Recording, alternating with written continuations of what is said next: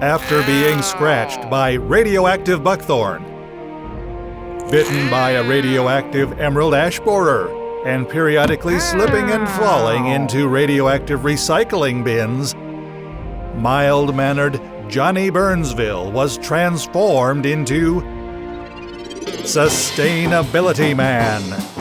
Now faster than compost, taller than a rain barrel, and more powerful than an LED light bulb, Sustainability Man uses his sustain ability to seek out sustainable resources, energy efficiency, and green programs.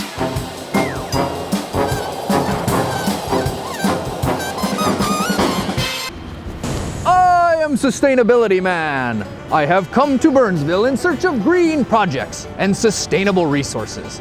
And today, I am here in Burnsville at Dakota County's annual Household Hazardous Waste Drop-Off Day.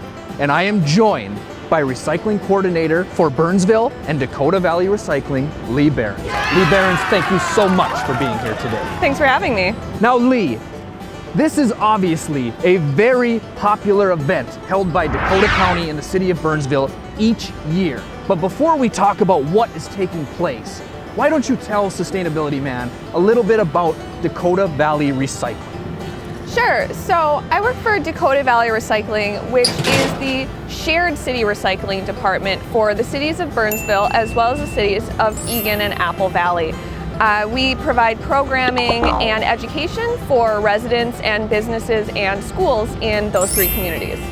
So Lee Behrens, what are some of the most common materials that you find end up in the garbage that should not be there, that should be recycled or disposed of properly? Well, I'll tell you that Burnsville, Egan, and Apple Valley residents are actually really good at recycling and bringing their things. Yes, it is fantastic. But there are some things that are commonly not immediately thought of when you think of electronics or hazardous waste. That can go to the recycling zone or to any of our cleanup days. One of those would be any sort of computer equipment. As I said, the number one thing that we want to make sure ends up being disposed of properly and not going in the garbage are those CRTs, which means cathode ray tube. Those have lead in them, so they must end up going to the recycling center or another electronics recycler to make sure they don't end up in the trash. Now I'm going to throw you for a loop on this one. Okay. But what about batteries? Oh, that's a great question.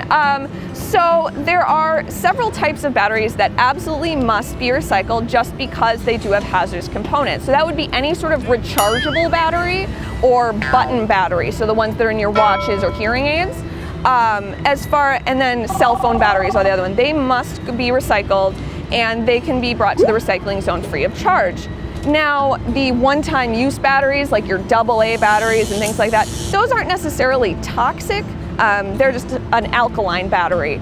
But while you used to just throw those in the garbage, the recycling zone also does accept single-time use batteries, and that's fairly new within the past few months. So once again, if you would like to be more sustainable, you can bring your batteries to the recycling zone. Absolutely, and that's a great way to, yes, be a little bit more sustainable and make sure that as much of your waste is being recycled as possible. Excellent. Now, Lee Behrens, do you have any other recycling tips or tidbits that you'd like to let our sustainability boys and girls at home know before we leave today? Dakota Valley Recycling, our shared city recycling department, has a website that really functions as a one-stop shop for anything you need to get rid of. That includes things that maybe there isn't a recycling option for. If you have carpeting or you remodel your kitchen or something like that, that website is www.dakotaValleyRecycling.org. And that has all the information you need about getting rid of your stuff you're not sure what to do with.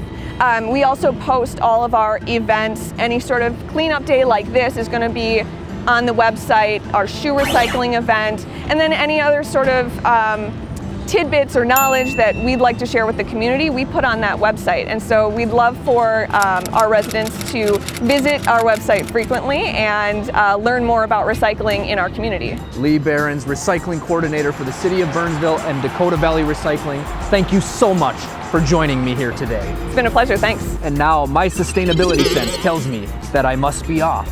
But until next time, remember, you too can use your sustainability.